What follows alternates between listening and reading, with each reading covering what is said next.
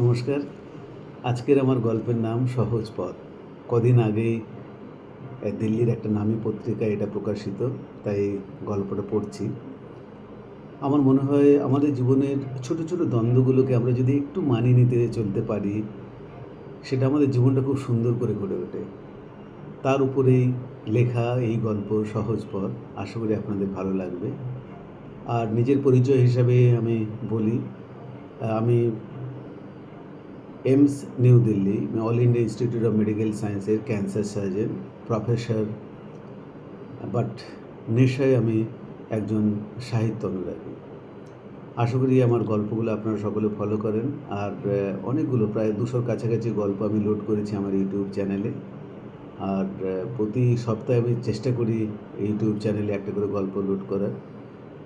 আশা করি এই গল্পটা আপনাদের খুব ভালো লাগবে। গল্পটা পড়ছি। সহজ পথ। কুশল সইটা করতেই পূর্বা খুশিতে ফেটে পড়ল। কারণ কুশল নাকি সইটা করতে চাচ্ছিল না।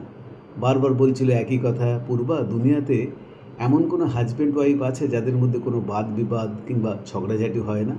সে প্রধানমন্ত্রী থেকে শুরু করে সবচেয়ে বড় কলাকার হোক না কেন, সকলের মধ্যেই হয়। তাই বলে বিচ্ছেদটা এত সহজে নয়। পূর্বা নিজের উচ্চশিক্ষার এক বুক অহংকার নিয়ে বলতে থাকে, তাই বলে আমার মতো উচ্চশিক্ষিতাকে সাধারণ হাউস ওয়াইফের মতো কথা শুনতে হবে কেন? চাতে চিনি কম, অথবা বাবার ওষুধ টানাওনি কেন সময় মতো, ইত্যাদি ইত্যাদি। পরের বাড়ির মেয়েকে এরকম গ্রান্টেড নেবে কেন সকলে? উত্তর দিতে পারবে? কুশল বলে, এখনো পর্যন্ত মধ্যবিত্ত বাঙালি পরিবারে সংসার সামলানোর দায়িত্বটা মহিলাদের উপরেই থাকে। আর সেটা না মেনে নিলেই দ্বন্দ্বটা। তাই বলে যুগ যুগ ধরে একই প্রথা চলতে থাকবে? সমাজ বদলেছে পুরুষ জাতির একচেটিয়া আধিপত্য। তাছাড়া আমি আর 10জন মেয়ের মতো নই, ম্যাথামেটিক্সে ইউনিভার্সিটির টপার। বিয়ের আগে ভাবা উচিত ছিল এসব কথা। লোকে বলে দ্বন্দ্ব নাকি এমন একটা জিনিস যেটা শুরু হলে আর থামতে চায় না। রাশিয়া ইউক্রেনের যুদ্ধের মতো, কিংবা ইরান ইসরায়েল, ভিতরে বাইরে এত ধ্বংসস্তূপ, তবু লড়াইয়ের ঝলকানিটা অপ্রতিরোধ্য। দুপক্ষের কেউ মাথা নত করতে চায় না কারো কাছে। মাঝখান থেকে মাঝের লোকেদের যত দুর্দশা, ঝলসাতে হয় অকারণে সে উত্তাপে, বিনা দোষে। কুশল ও পূর্বার ক্ষেত্রে তাই।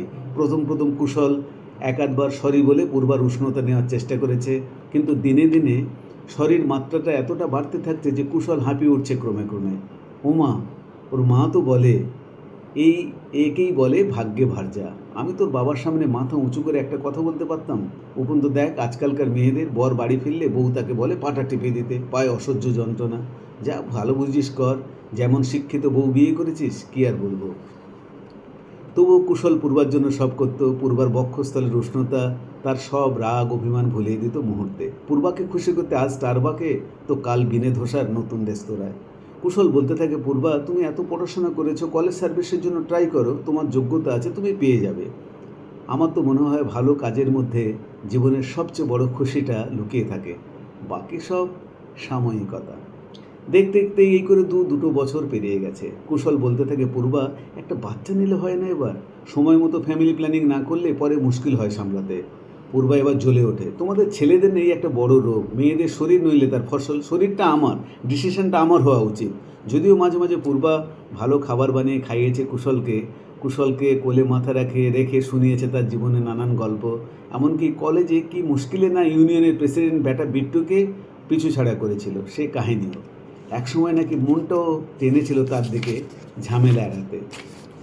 কুশলের মনে হয় পূর্বা এমনিতে খারাপ নয়, ওর ভিতরে একটা ভালো মন আছে, ওটাকে যত্ন করে বের করে আনতে হবে বারবার। খারাপ দিক তো সকলের মধ্যে থাকে, ওটা নিয়ে নাড়াঘাড়া না করলেই হলো। একদিন কুশল তার ছোটোবেলার গল্প শোনাচ্ছিল পূর্বাকে। পূর্বা, আমাদের আম বাগানের সবচেয়ে বড় গাছটার ভালো আমগুলোকে না আমি তছনছ করতাম, আর বাড়ি এসে মাকে বলতাম, মা, পাড়ার বিলে না আমাদের সব আম পেড়ে নিয়ে চলে গেছে। এদিকে লুকিয়ে লুকিয়ে একটা করে আম দেওয়ালে মারতুম আর গপ গপ করে গিলে নিতুম। একবার একটা আমের গুটিও পেটে চলে গেছিলো জানো। মাকে পেটে ব্যথা বলে শহরে গিয়ে আল্ট্রাসাউন্ডও করেছিলাম, ব্যাটা পেটের মধ্যে কি করছে দেখবো বলে। পূর্বা বল, উমা, বলো কি গো? আমার মাও তো কি বলতো জানো, চুরি করে কিছু খেলে পেটে নাকি তার গাছ জন্মায়, ভয়ে চুরি করতাম না কোনো ফলমূল। সেই পূর্বা আজ কোর্ট থেকে ডিভোর্সের পেপার হাতে পেয়েই খুশিতে বাড়ি ফিরছিল সদর্পে। এবার আবার বাবার বাড়ির স্বাধীনতা ফিরে পাওয়া যাবে। বাপরে, শ্বাস নিয়ে বাঁচবক্ষণ। এত বছর পরে গাড়িতে বাবার পাশে সিটে বসে বসে ভাবছিল উকিলটার কথা। ম্যাডাম, আইনি বিচ্ছেদটা তো শেষমেশ হয়ে গেল, 20 লাখ ক্ষতিপূরণ মিলল, আবার যতদিন না কিছু করেন 20,000 টাকা করে মাসে, এবার নিশ্চয়ই খুশি। পূর্বা হালকা হাসি মুখে বলে, হ্যাঁ তা তো বটেই, এখন আর কারো কাছে কিছু চাইবার নেই, নিজের বাড়িতে থাকবো নিশ্চিন্তে। আদালতের এক কোণে কুশল দাঁড়িয়েছিল চুপচাপ, উদাসীন হয়ে। পূর্বা একবারও মুখ ফিরে তাকায়নি তার দিকে। গাড়ির দরজাটা বন্ধ হওয়ার সাথে সাথে 7 পাকে বাঁধা পড়া এই চিরন্তন সম্পর্কটাও বন্ধ হয়ে গেল হঠাৎ এক ঝাপটায়। এদিকে কুশল একটা দীর্ঘশ্বাস ছেড়ে বলল মনে মনে, মনে হয় একেই বলে ডেস্টিনি। মা বলেছে ভগবান যা করে ভালোর জন্য করে, তুই তো আর কম চেষ্টা করিস নি সম্পর্কটা বাঁচানোর জন্য। আজকালকার জমানাটা হয়েছে এমনি, কে যে কী চায় আর কিসে খুশি হয় হয়তো নিজেই জানে না সে। এদিকে প্রথম প্রথম বাপের বাড়িতে সকলে যত্ন নিল পূর্বার, যেমনটি বিয়ের আগে করতো সবাই।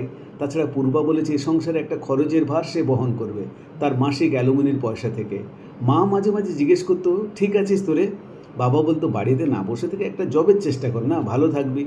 পূর্বার মনে হচ্ছিল এই তো আসল স্বাধীনতা, শান্তি, এখানে কোনো জোর জবরদস্তি নেই ও বাড়ির মতো। কটা মাস যেতে না যেতেই ও দাদা বলতে লাগলো, সারাদিন ঘরে বসে সোশ্যাল মিডিয়া ঘাঁটতে থাকিস, বরং বৌদির কাছে একটু হাত লাগা না, বেচারা কত খাটুনি খাটে দিনরাত। ছোট্ট শুনে এসে বলতে থাকে, পিসু তুমি আর মিষ্টিপির বাড়িতে যাবে না? মিষ্টিপি আর আসে না কেন? কত বড় বড় চকলেট আনতো আমার জন্য। মাসখানেক বাদে ঘরের বাতাস আরও ভারী হয়ে উঠল। বৌদিও কথা শোনাতে লাগলো কারণে অকারণে। মাও তার প্রতিবাদ করলো না আগের মতো। বাবাকে বললে বাবা বলে, একটু অ্যাডজাস্ট করে চলতে পারলে সব ঠিক হয়ে যায়। তুই তো নিজেই আমাকে শেক্সপিয়ারের কোন ড্রামার ডায়লগের কথা বলছিলিস, adjustment is the pure education. পূর্বার বুকের ভেতরটা কেমন পাহাড়ি পাথরের মতো ভারী হয়ে উঠছিল দিনে দিনে। মা কদিন আগে বলেছে, পূর্বী বিয়েটা করে নে, পাড়ার লোক দিন রাত শোনাচ্ছে আমাকে, ডিভোর্সি মেয়েকে বাড়িতে বসে বসে খাওয়াচ্ছেন কেন বৌদি, আবার বিয়ে দিন। আজকাল তো 2-3 বার বিয়ে না করলে বিয়েটা ঠিক বিয়ে বলে মনে হয় না। কী সব কথাবার্তা। পূর্বা রেগে ওঠে, বলে লোকে কি বলছে এ নিয়ে কেবল মূর্খরাই মাথা ঘামায় মা। মা শীতলা মুখ ঘুরিয়ে এবার বলতে থাকেন, মুখে লাগাম লাগানো শেখ পূর্বী, নইলে সারা জীবন এরকম ভুগতে হবে বলে দিলাম। পূর্বা ওর বাবাকে সব জানালে বাবাও বলে, তোর মা তো ঠিক বলছে পূর্বী, কথায় কথার কথা বলার কায়দাটা বদলা। কি বলছিস একবার অন্তত ভেবে বল। জীবনের যত সমস্যা এই কথা বলার ধরনের মধ্যেই লুকিয়ে থাকে, এটা তো তুই জানিস ভালো করে। আজ প্রথম পূর্বার মনে হলো প্রকৃতি আর প্রকৃতির নিয়মের সাথে সামঞ্জস্য রেখে চলাটাই জীবনের সবচেয়ে বড় ধর্ম। সেটা ভেঙেছে ওর। হঠাৎ একবার কুশলের নম্বরটা ডায়াল করতে ইচ্ছে হলো আজ, আনব্লক করলো তৎক্ষণাৎ, কিন্তু কথা বলার সাহস হলো না। একবার মনে হলো কোথায় যেন একটা ভুল করে বসেছে সে। কুশলের ভালোবাসার কোনো ঘাটতি ছিল না তার প্রতি, না চাইতে কুশল দিয়েছে ভরে ভরে। উপরন্তু একবার কুশল রেগে ননসেন্স বলতে কী কাণ্ডটাই না করেছিল ও। সে কথা ভাবতেও পূর্বা মনে পড়ে আর ভাবতে থাকে মনে মনে, আর বলে কতবার আমি ওকে ননসেন্স বলে তার হিসাব রাখিনি, কিন্তু একবার ও বলেছে বলেই আমি কি তুলকালামটা না করলাম। আমি তো ওকে হাজব্যান্ড বলে গ্র্যান্টেড নিয়েছি, ওর যে মনে কথাটা লাগতে পারে সেটা বুঝতে পারছে আজ ভালো করে। কুশল ঠিক বলতো, নিজের অন্যায় আমরা সবচেয়ে বড় জাজ গুনি, আর লোকের বেলায় সবচেয়ে বড় অ্যাডভোকেট। আমি তো তাই করেছি সব সময়। উপরন্তু বাপের বাড়িতে ওঠা বসা নিয়ে আজ নজর সকলের। কুশলের বাড়িটা আমারও ছিল, অধিকার ছিল, নিজের সংসার ছিল।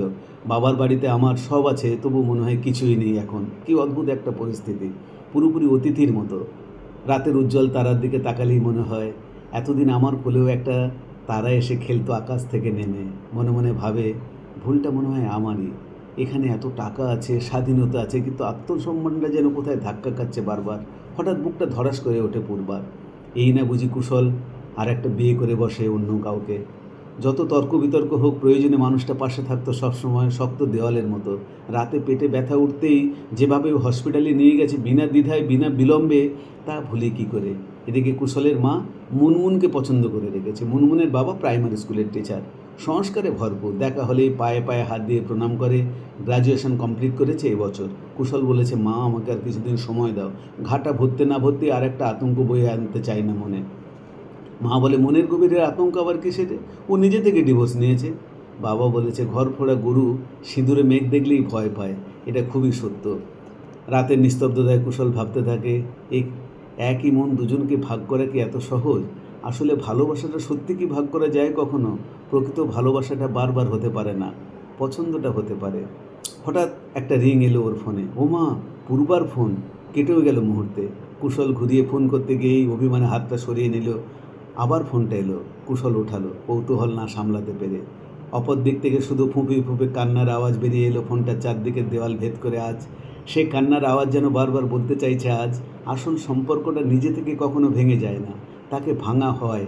মাঝে মাঝে ভুল বোঝাবুঝির ধুলো ময়লাগুলো পরিষ্কার করে নিতে পারলে সব ঠিক হয়ে যায় একদিনেই। পরিষ্কার করে নিতে হয় শুধু, সময় মতো একটু নত হতে পারলে পুরো জীবনটাই বেঁচে যায়।